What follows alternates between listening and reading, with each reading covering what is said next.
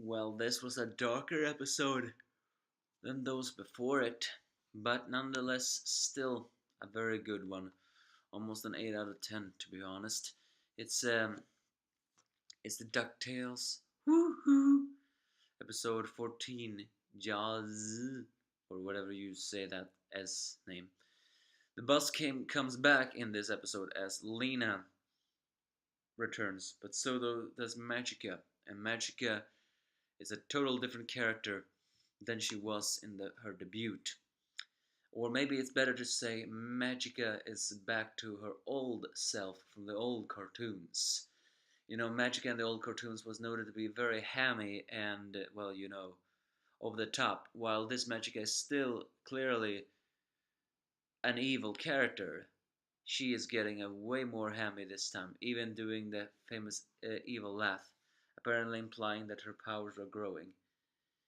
Well, either way, in this episode, Scrooge gets forced to do an interview with Roxanne Featherlane, um, a reporter that is revealed to be a little bit of a, well, bitch as long as she can have good ratings, as she pressures Scrooge in doing many different types of, well, as he tries to play Scrooge in bad light because the board of directors have always begin to be concerned that Scrooge really don't have a good public eye, mostly because his treasures always damage the city. The beginning of this episode is in fact that Scrooge and the kids returning from an adventure would apparently involve a beanstalk that just happened to have missed an orphanage.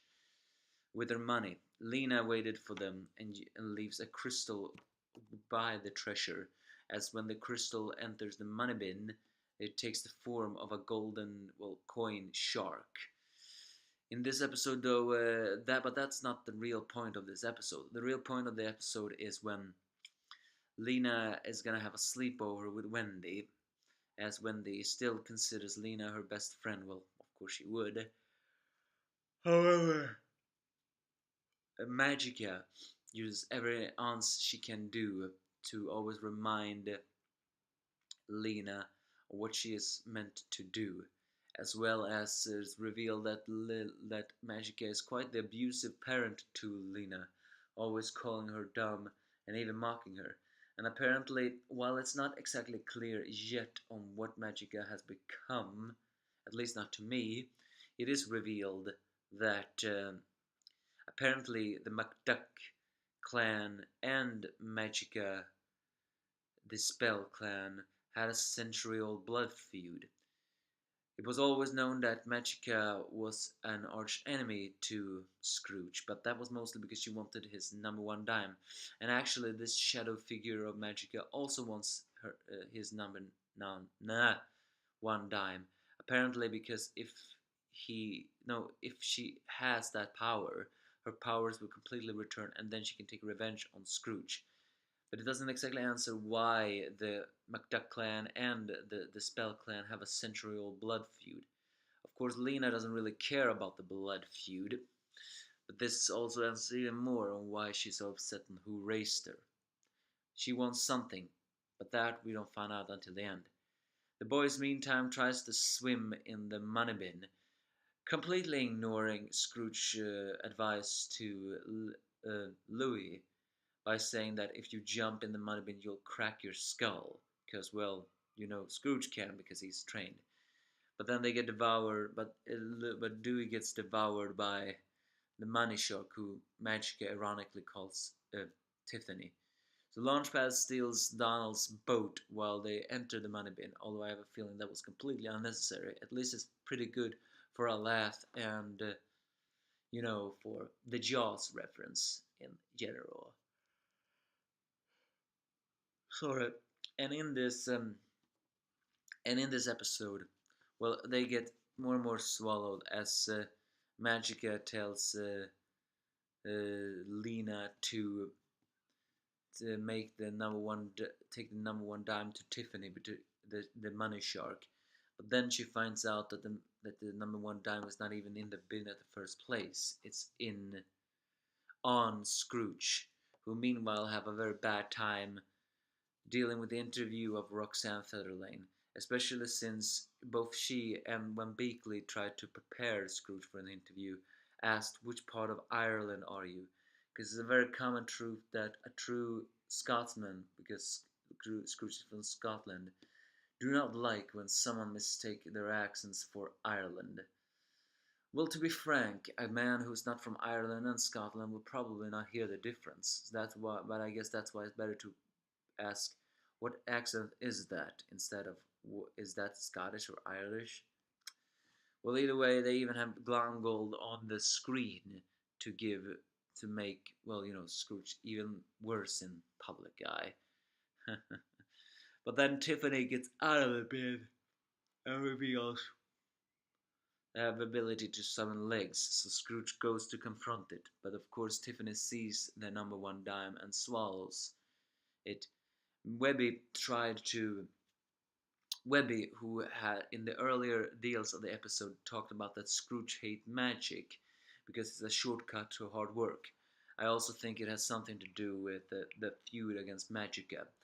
Has apparently taken a book that she has found, the Book of Murloc, very greatly implying the Murloc wizard from the old big bad of the movie, Alibaba and the Lamp. And apparently, according to her, the most powerful magic is friendship, so she tries to make Tiffany, no, sorry, Lena do it.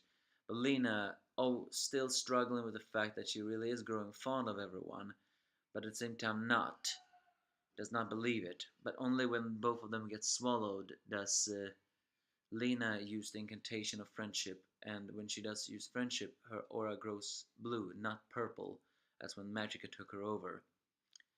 And with that,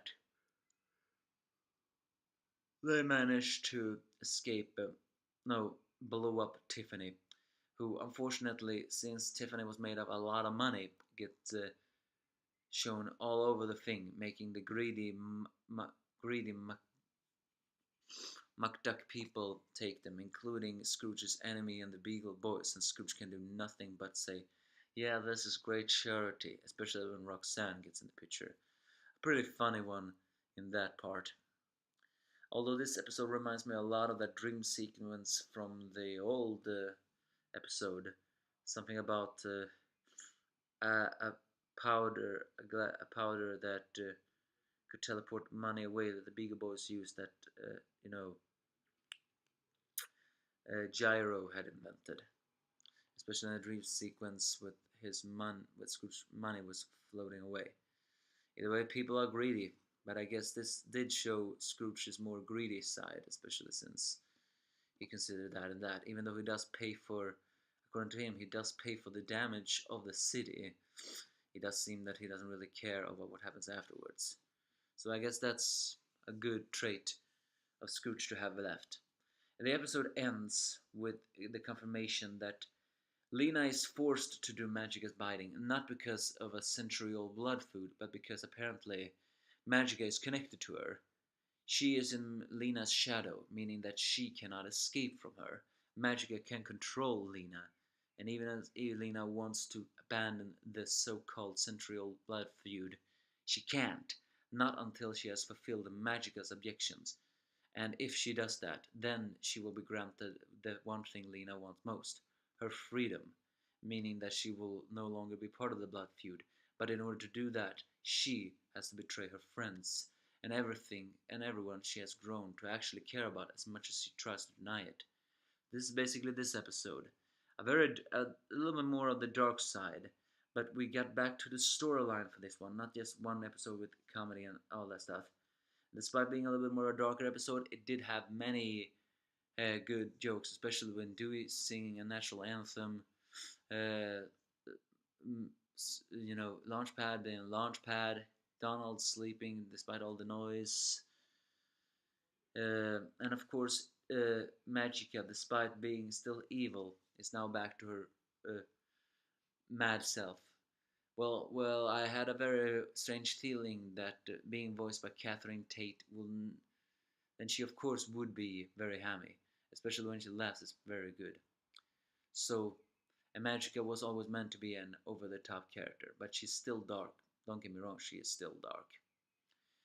So yeah, an 8 out of 10 for me on this episode. But what do you think? Give me your thoughts if you have any.